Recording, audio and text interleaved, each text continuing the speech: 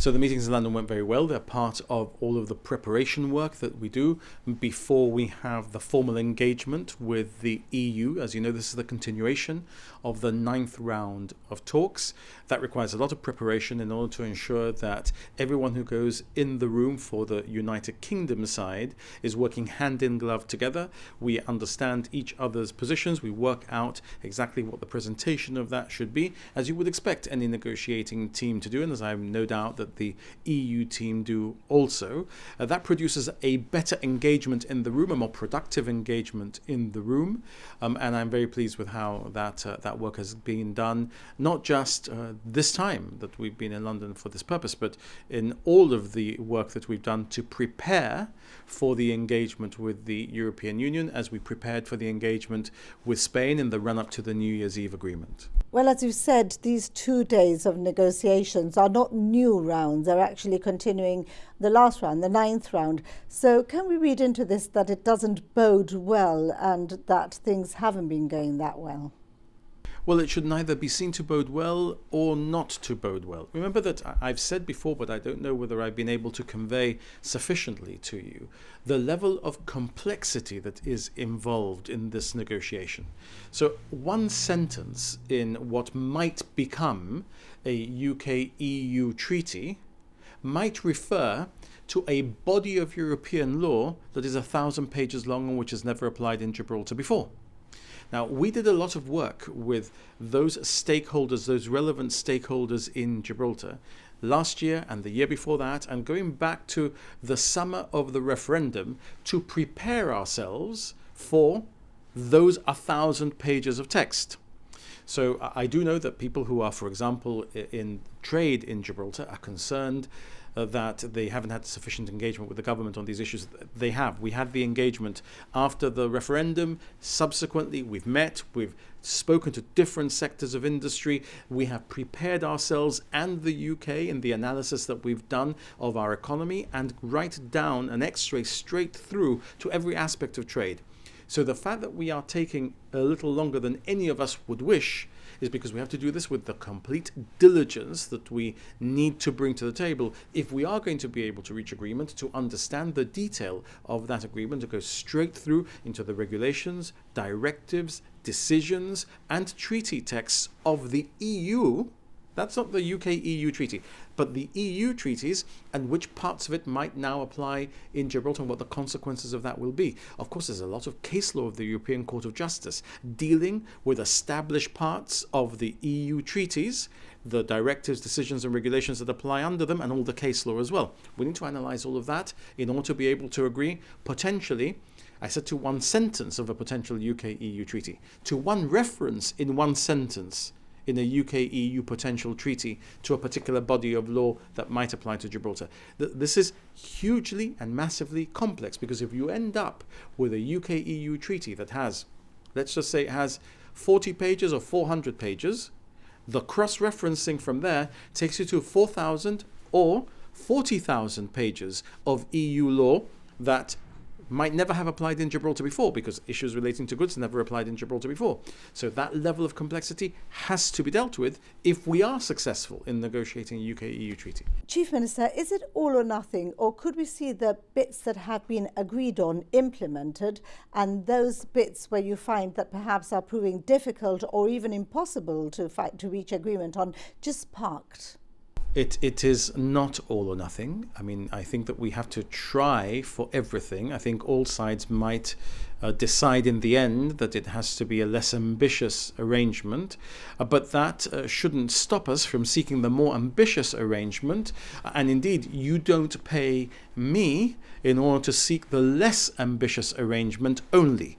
You pay me, and you pay all of the government team and all of the officials that form part of the government of Gibraltar to try and achieve the best possible option. And we have achieved engagement from Spanish colleagues, from EU colleagues, and from the United Kingdom, Whitehall in particular, to deploy resources to try and achieve that wider, more ambitious arrangement, which will resolve a lot of issues. If we don't manage to do that, we might suboptimally resolve less issues, or we might suboptimally resolve no issues. And then the full effect of Brexit would be felt in Gibraltar and in the area around Gibraltar by Gibraltarians and by those who rely on Gibraltar as well. So look, that all of those potential levels of solution are in the context of this negotiation in play in respect of the mobility issues that arise in respect of Brexit. So when I say solution to mobility of persons and mobility of goods,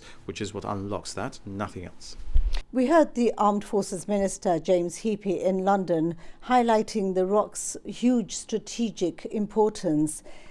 Is it the military or Gibraltar's defence that's proving a hindrance to the talks? That is something that we hear a lot about in town. Is there any truth to this? I'm fascinated sometimes by the things that one hears on the street in Gibraltar. I'm told that Sir Joshua in the old days used to say something, and he would say, "Oh, Sir Joshua, where did you hear that?" And he'd say, "Well, it is said." "Where, Sir Joshua?" "In the town." Sometimes I'm fascinated by the things that are said in the town, which have absolutely no bearing on the reality of what's happening in the negotiating room, which is unfortunately much drier, much less relevant to the sort of speculation that people might be running away with. And I appreciate that it's the absence of detailed information that is causing this. But of course, detailed information would cause problems for the negotiating teams, both the Gibraltar negotiating team and the UK negotiating team, and the EU negotiating team. Because when you put these things out there in the open, you would have, instead of having two negotiating teams, the UK one made up of Gibraltar and UK officials, and the EU one made up of Commission officials with all of the relevant member states, in particular Spain, which is the most relevant member state for the purposes of this negotiation because we access the EU through Spain. Instead of having those opinions around the table, you'd suddenly have our 30,000 opinions, the 40 million opinions that are relevant in Spain, the potentially 500 million opinions that are relevant in the EU, and this would just become much more difficult. That's why we're making a decision. Is that a no? Yes, it's a no. If that's helpful to you. Yes, it's a no. Because I'm telling you that it is not that which is causing the issues in the negotiating room today in Brussels, and the issues are very technical, because this is a very technical negotiation. I mean, believe me, I'll tell you as a European law student, and I loved the concept of the European project, and I loved Europe, but there is nothing drier than studying European law and the case of Van Genden Loss and one thing and the other, because it's also difficult to pronounce, not just difficult to study. So it's very technical. We have to get it right. The speculation that you put to me is not correct. There are issues that we will have to deal with, of course, because we have military personnel in Gibraltar, and we will have a free-flowing mobility, fluidity arrangement with Schengen. All of those things have to be tied up. Those things are set out in the mandate, so you're not speculating in the absence of any real need to understand these issues, but that is not causing any difficulty which is in any way delaying us at this time. Chief Minister, I normally ask you whether you're optimistic, whether you remain optimistic. The negotiations in Brussels have begun today. We'll know more by the weekend. But how are you feeling? How are you feeling? Well, I'm like everyone in our community today. I think I'm tired because we've been through a very difficult time, COVID in particular. That's not an excuse that governments deploy. It's a reality that everybody's feeling in their lives, and the way that we're trying to catch up with 2 lost years. For me, I'm trying to catch up for everyone with 2 lost years, to develop affordable housing that we haven't been able to develop because of these issues, etc., etc. Trying to run that in parallel with the most complex negotiation I've ever, in a nightmare, imagined I would find myself in. But that doesn't change my sunny disposition. It doesn't change my optimism.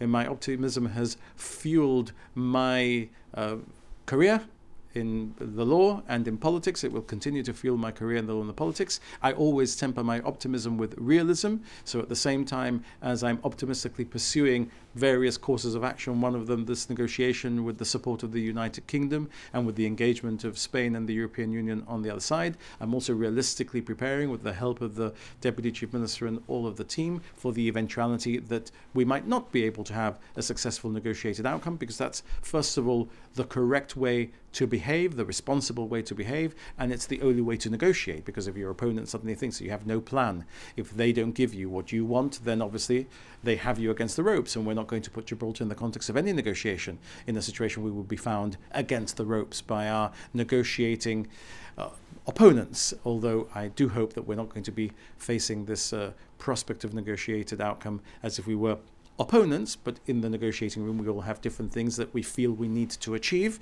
and in that extent we have to ensure that we don't give anything away. Do you see a date where you might call it a day? Is that question about the negotiation? Yes.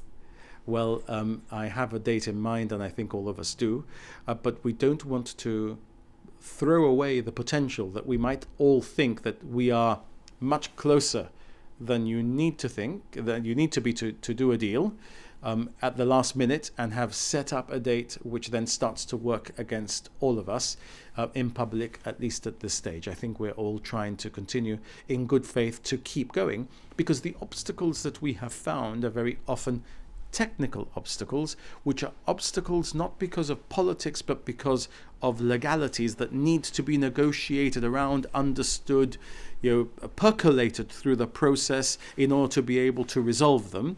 They're not big political issues that we are finding intractable, and I say that in the context of the people of Gibraltar knowing that their government is of one mind with them on the fundamentals.